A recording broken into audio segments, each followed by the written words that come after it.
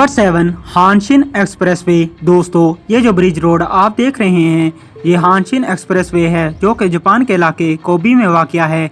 ये रोड वैसे इस शहर का मेन ट्रांसपोर्टेशन सिस्टम है जो कि कोबी शहर को ओसाका सिटी से मिलाता है।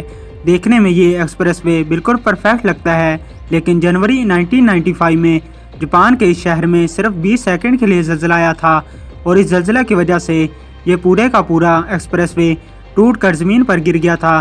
पहले तो सबको लगा कि ये एक नेचुरल डिज़ास्टर है, लेकिन जब इसके स्ट्रक्चर को इन्वेस्टिगेट किया गया तो पता चला कि इसे इंजीनियर्स ने सही से बनाया ही नहीं था।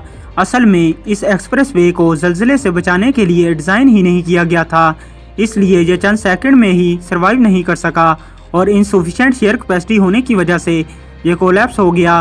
वेल, इंजीनियर की इस मिस्टेक की वजह से ना सिर्फ माली नुकसान हुआ बल्कि कई लोगों की जान भी चली गई। इसे रिबिल्ड करने में 1 साल